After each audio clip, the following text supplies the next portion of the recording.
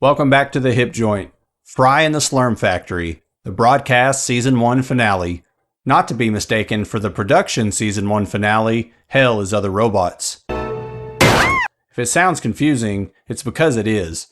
Though I think Hell is Other Robots serves as a better final episode of the season, that doesn't take away from the fact that Fry and the Slurm Factory is a great episode, as it parodies the 1971 film Willy Wonka and the Chocolate Factory, in name and in plot. So let's get started, and be sure to stick around to the end for a vote for best moment of the episode. Welcome to the Hip Joint, where Futurama fans get in free. The cold open starts with Bender and Fry watching All My Circuits, where Calculon catches Monique in bed with his evil half-brother. But there's no law against murdering the other half! A commercial break introduces us to Slurm. Slurm, it's highly addictive. And Slurm's Mackenzie. Whammy wham wham wazzle! Let's party! Alongside his groupies, Trixie and Dixie. Look! It's Slurm's Mackenzie! He's the original party worm! Now I like Slurm's Mackenzie, but I just want to know how his sunglasses stay on. In the commercial, Slurm's is promoting a new sweepstakes where one lucky winner will win a tour of the Slurm bottling factory. The commercial ends with the typical terms and conditions, with a text reading, Slurm has been found to cause cancer in laboratory humans, which we know would stop very few people from drinking it anyway. It's highly addictive. And another that says Slurm employees have a higher chance of winning, and probably will. And some people much more dedicated than I have translated this alien language to read, the following species are ineligible: space wasps, space beavers, any other animal with the word space in front of it, space chickens, and the elusive yak face. Fry already has a head start with a massive pile of cans beside him. It's highly addictive. Along with the 10 teeth he's lost.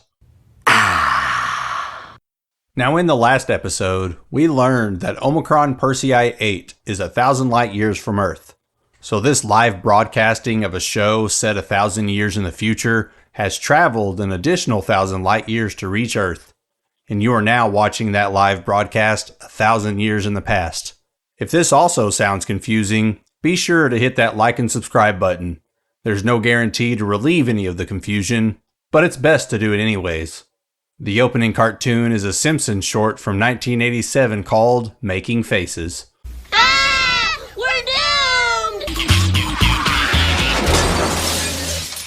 The episode begins with Leela being shocked at how much Slurm Fry drinks.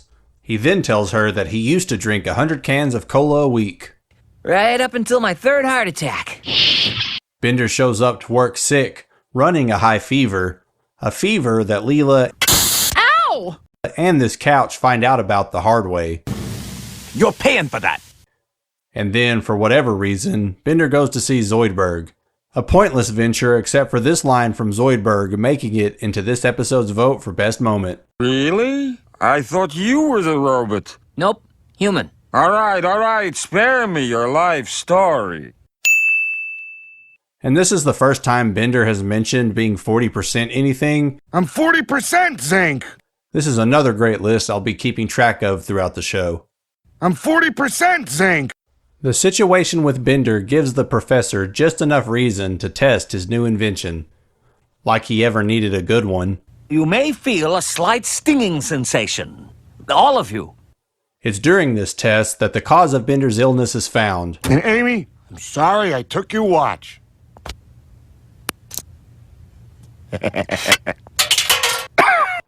Now that Bender is all better, the professor does the one thing he tells Fry and Bender not to do.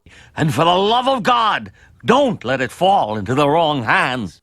Because Fry and Bender are definitely the wrong people to have the F-ray, proven by the first thing they pointed at is Fry, with severe consequences. Try it on me. Ow! My sperm! Then a ladybot of the night strolls by, Bender taking advantage of being able to see through anything. What's wrong? That's no lady! One more upgrade and I'll be more lady than you can handle. Why you so stupid? Bite my shiny metal ass! And at the 7 to the 11th power, which is somehow open 28 hours a day, Fry comes across a stack of Slurm, and he makes the obvious decision to use the F-ray to look inside the cans for the winning bottle cap, even if it did take him a little while to get there. Wait, no, no. Yes! After a short little montage of them searching different cans of Slurm, they end up back at the Planet Express building, where Leela and the professor are playing a game of 4D Scrabble, with the professor one letter away from spelling Futurama. The top layer has the words 1 and I played, and I'm imagining the professor playing both of these just to get at Leela. On the second level are the words Matt and Area, and I'm pretty sure names are not allowed in Scrabble. Then there is Prop Only and Donut 1 Emu on the other two levels. Fry and Bender come back almost empty-handed after checking 90,000 cans of Slurm, And all we won was this junk. which had to take them a long-ass time. The prizes they won include a cooler full of Slurm, a lot of hats, a jet ski, a regular motorcycle, not a hover bike, and a coat rack full of Slurm jackets. And I'm just going to assume they also won the giant crate all this stuff is in.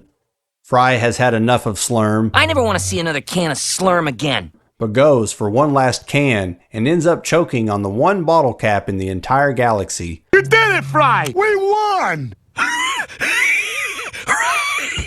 Now in Charlie and the Chocolate Factory, Charlie is one of 5 winners who got to bring one guest.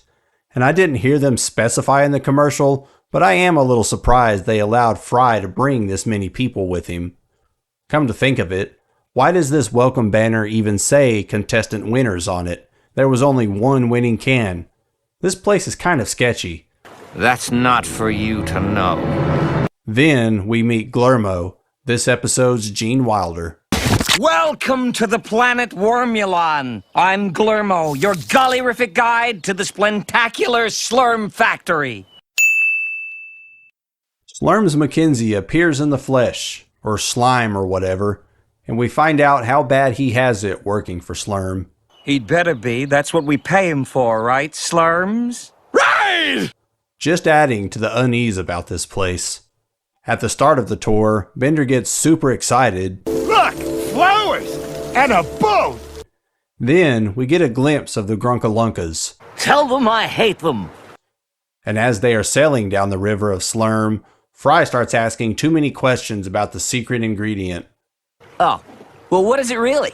That's not for you to know.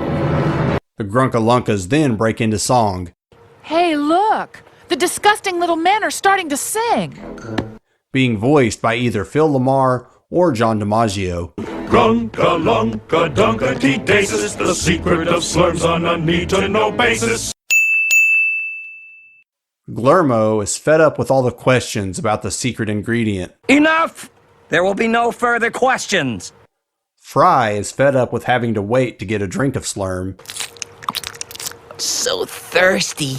And Bender is fed up with the singing of the Grunkalunkas. Grunka, lunka, dunka, tea, darmgard. Shut the hell up! Fry is dying of thirst, so he tries to reach into the river of Slurm for a drink. No, that's moronic. And this is where he delivers another one of my favorite lines. Fine, I'll let go and swim around in the Slurm and drink as much as I want. Help! I can't swim! This requires Leela to jump in and save him, and when she brings him back up, Bender is there. Everybody was doing it. I just wanted to be popular. Then a whirlpool appears that wasn't there when Leela jumped in to save Fry, which sucks all 3 of them down a drain, and when they come out, Fry discovers that the river isn't actually made of Slurm. They decide to investigate the suspicion around the secret ingredient, and Fry's a little worried that the secret ingredient might be people. It's highly addictive. No, there's already a soda like that. How is it? It varies from person to person. This leads them to a door that uncovers the dark and disgusting secret to Slurm. It comes from the butt of a giant Slurm queen. Ew! They try and make a daring escape, but ultimately get caught. And I just want to know why this half of Glurmo can regenerate his suit, but not an extra hat. The crew are all tortured in different ways, with their only chance of escape being if Fry can resist a trough full of Super Slurm. It's highly addictive. Leela is to be lowered into a vat of royal slurm to be turned into a queen, when one of the Glurmo halves says, "But your highness, she's a commoner. Her slurm will taste foul." The queen makes a comment about selling it as new slurm, which is a reference to 1985 when Coca-Cola rebranded as New Coke, and it was a disaster. With no chance of escape, Fry does the unthinkable, and is able to free Leela and Bender while dragging the trough full of slurm. It's highly addictive. But when Leela dumps it down the drain, Fry delivers another great line, and the final vote for best moment. I could fit if I didn't have these damn arms.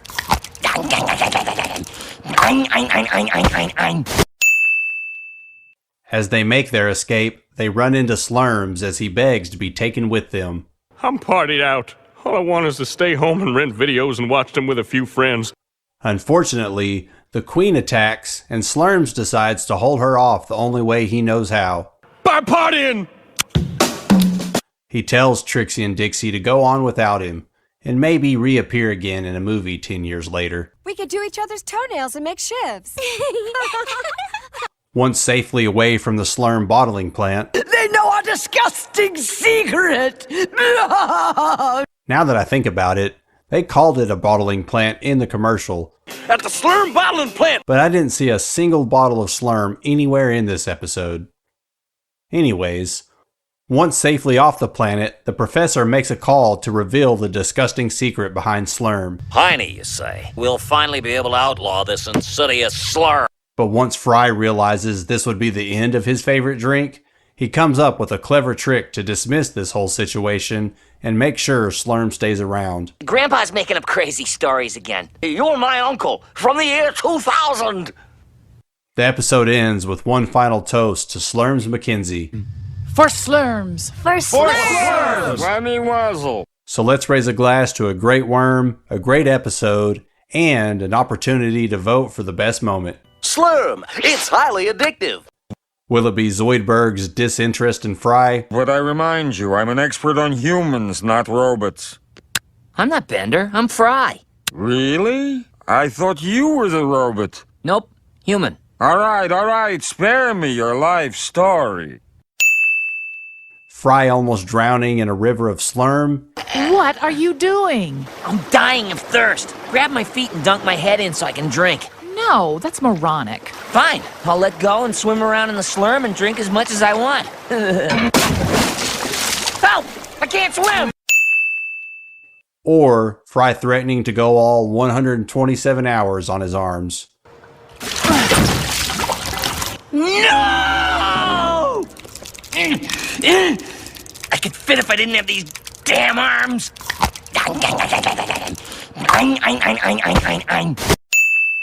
Vote now or comment your favorite moment down below, and keep a lookout for the next video, which will be a tier list of each episode and a final review for Season 1.